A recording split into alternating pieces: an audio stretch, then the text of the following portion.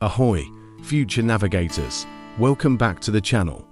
Today, we're diving deep into one of the most classic and essential skills a mariner can possess, finding your latitude using the sun at its highest point, a technique we call latitude by meridian altitude. This isn't just theory. This is the real deal, a fundamental part of celestial navigation that has guided sailors for centuries. Forget GPS for a moment, and let's master the stars and the sun, just like the legendary explorers. In this session, which is designed for our AV for students who've already conquered an AV3, we're going to plan and conduct a passage, determining our position using nothing but a sextant, a nautical almanac, and our brains. By the end of this video, you'll be able to calculate your latitude by meridian altitude of the sun with an accuracy of within 2 nautical miles. This is a core competency under the STCW code, specifically your ability to use celestial bodies to find the ship's position. It's a skill that makes you a truly self-reliant officer on the bridge. So, grab your nautical almanac. We're going to work through a practical scenario together. Let's set the scene. It's March 13th, 2011. Our dead reckoning position is 56 degrees 25 minutes north, 38 degrees 45 minutes west. We're on a ship underway in the open ocean. At local noon, we take a sight of the sun's lower limb with our sextant and get an altitude of 30 degrees 25.3 minutes.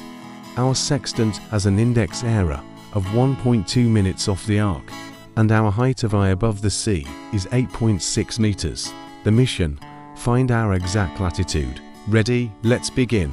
The first thing we need to do is correct our sextant altitude.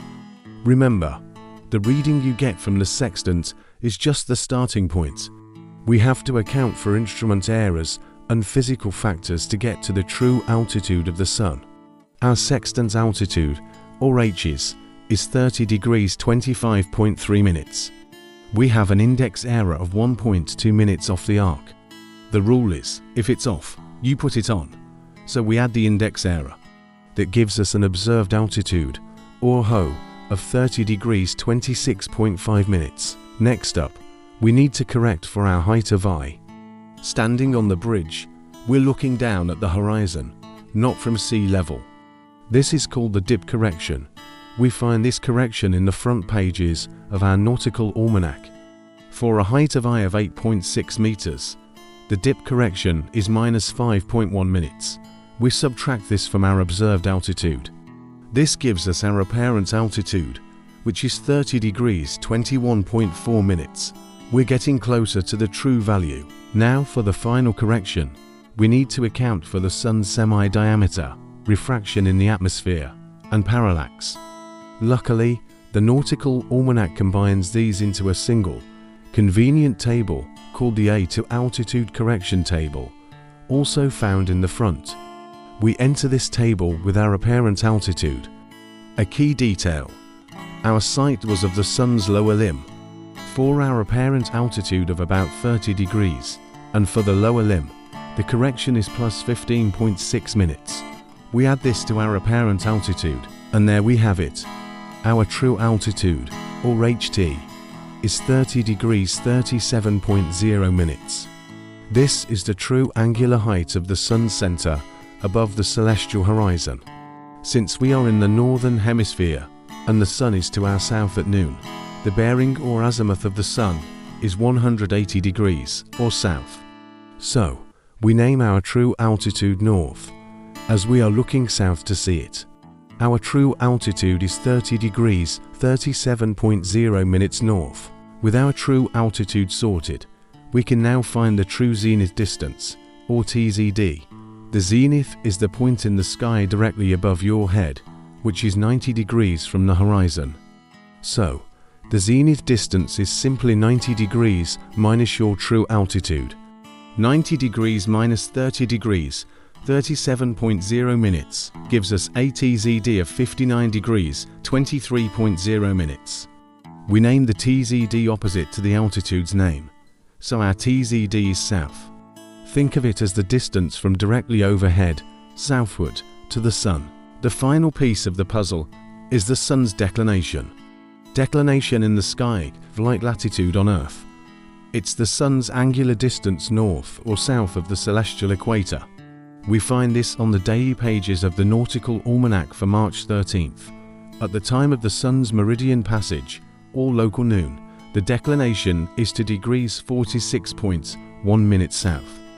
We can refine this for our specific longitude, but for a meridian altitude site, this value is accurate enough. Now for the magic moment. We combine our true zenith distance and the sun's declination to find our latitude. Our TZD is 59 degrees 23.0 minutes south. The declination is 2 degrees 46.1 minutes south. Here's the rule. If the names are the same, you add. If they are different, you subtract. In our case, both are south, so we add them together. The sum is 62 degrees 9.1 minutes. The name of our latitude will be the same as the TZD, which was south. Wait a minute. Our drive latitude was 56 degrees north. This tells us something is wrong. Let's re-examine our situation. We are at 56 degrees north. The sun's declination is about 3 degrees south. At noon, the sun will be well to our south. So our zenith, the point above our head, must be north of the sun. Therefore, the true zenith distance is named north, not south. Let's correct that. The TZD is 59 degrees 23.0 minutes north. The declination is 2 degrees 46.1 minutes south. The names are different, so this time we subtract. Subtracting the smaller from the larger gives us 56 degrees 36.9 minutes.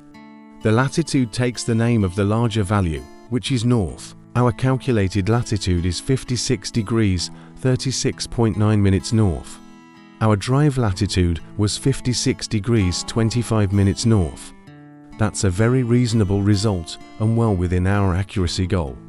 It shows our drive position was a bit off, which is exactly why we do celestial navigation. Let's quickly recap the steps.